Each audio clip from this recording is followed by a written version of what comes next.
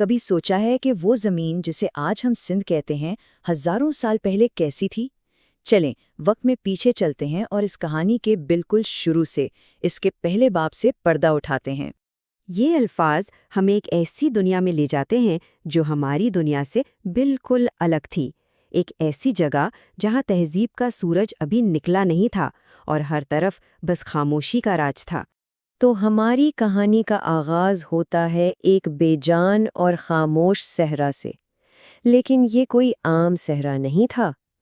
سمجھیں کہ یہ وہ کینوس تھا جس پر تاریخ نے ایک عظیم تہذیب کی تصویر بنانی تھی۔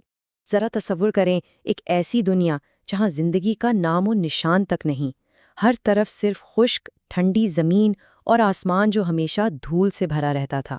یہ سندھ کی زمین کا وہ ابتدائی روپ تھا جو جیسے کسی معجزے کا انتظار کر رہا ہو۔ لیکن پھر زمین کے سینے کے اندر کچھ بدل رہا تھا۔ ارضیاتی ریکارڈ بتاتے ہیں کہ زمین کے نیچے سے گرم ہوا اور گیسیں اٹھ رہی تھیں۔ یہ وہ پہلا لمحہ تھا جب سندھ کی مٹی نے پہلی بار اپنے اندر حرکت محسوس کی اور ایک نئی تقدیر کی طرف پہلا قدم بڑھایا۔ اور اسی ہلچل نے اس خطے کی تاریخ کے سب سے اہم واقعے کی بنیاد رکھی، ایک ایسے دریا کا جنم جس نے اس صحرا میں زندگی کی روح پھونک دی اور اسے ہمیشہ کے لیے بدل کر رکھ دیا۔ تو ہوا یہ کہ موسم بدلنے لگے، آسمان پر پہلی بار بادل نظر آئے اور بارش کی پہلی بوندوں نے اس سوکھی دھرتی کو چھوا۔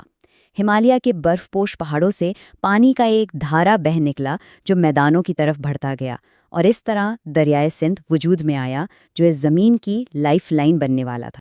دریا کے آتے ہی تو جیسے سب کچھ بدل گیا۔ زمین پر سبزہ اگنے لگا، پودے پھوٹنے لگے اور ہوا میں پہلی بار زندگی کی خوشبو پھیل گئی۔ وہ خاموش صحرا اب ایک زندہ اور متحرک جگہ بن چکا تھا۔ اور کہتے ہیں نا، جہاں زندگی ہو وہاں انسان کھنچا چلا آتا ہے۔ تو اسی دور میں پہلے انسانی قبیلے اس دریا کے کنارے پہنچے جو اب ان کی زندگی کا مرکز اور ان کی تہذیب کا گہوارہ بننے والا تھا۔ یہ جو ابتدائی لوگ تھے، یہ صرف شکاری نہیں تھے بلکہ کافی ذہین بھی تھے۔ انہوں نے آگ جلانا سیکھا جس سے انہیں رات کے اندھیرے میں روشنی اور جنگلی جانوروں سے تحفظ ملا۔ انہوں نے پتھروں اور ہڈیوں سے اوزار بنائے اور پتھروں پر بنائے گئے نشانات شاید ان کی پہلی زبان اور ان کی کہانیوں کا پہلا ریکارڈ تھی۔ یہ صرف زندہ رہنے کی جنگ نہیں تھی، شکار کے ذریعے انہوں نے مل کر کام کرنا سیکھا اور اس زمین سے ایک گہرا روحانی رشتہ قائم کیا۔ ان کے قدموں کے نشان اس مٹی پر پہلے انسانی باپ کی گواہی دے رہے تھے، ایک ایسی کہانی جو ابھی شروع ہوئی تھی۔ اب ہم تاریخ کے ایک انقلابی موڑ پر پہنچتے ہیں، بلوچستان کے علاقے مہر گڑھ میں، جہاں اس خطے کی پہلی منظم بستی اور تہذیب نے جنم لیا۔ یہ وہ جگہ تھی جہاں انسان نے اپنی تقدیر خود لکھنا شروع کی۔ یہاں کے لوگوں نے تو جیسے تاریخ کا دھارا ہی موڑ دیا۔ انہوں نے پہلی بار بیج بو کر کھیتی باڑی شروع کی جس نے انہیں خوراک کی فکر سے آزاد کر دیا۔ انہوں نے مٹی اور گاڑے سے پکے گھر بنائے، جانوروں کو پالتو بنایا اور مٹی کے خوبصورت برتن بھی بنائے۔ یہ ایک منظم معاشرے کی بنیاد تھی، ایک ایسی دنیا جہاں انسان فطرت کا غلام نہیں بلکہ اس کا ساتھی بن رہا تھا۔ تو اصل بات یہ ہے کہ یہ تبدیلی کتنی بڑی تھی۔ خانہ بدوشی کی زندگی اب ایک مستقل، منظم اور مہذب معاشرے میں بدل چکی تھی۔ انسان اب صرف زندہ نہیں رہ رہا تھا بلکہ اپنی دنیا خود بنا رہا تھا اور ایک بہتر مستقبل کی بنیاد رکھ رہا تھا۔ اور پتہ ہے، سب سے دلچسپ بات یہ ہے کہ مہر گڑھ کے لوگ صرف ضرورت کی چیزیں نہیں بنا رہے تھے۔ ان کے مٹی کے برتنوں پر جو نقش و نگار ہے نا، وہ بتاتے ہیں کہ ان میں فنکارانہ صلاحیتیں بھی تھیں۔ وہ اپنی زندگی کو صرف گزار نہیں رہے تھے بلکہ اسے خوبصورت بنا رہے تھے۔ اور یہیں سے مہارت اور علم کا دور شروع ہوا۔ کچھ لوگوں نے پودوں اور جڑی بوٹیوں کی خصوصیات کو سمجھنا شروع کیا اور وہ اس معاشرے کے پہلے وید اور حکیم بنے۔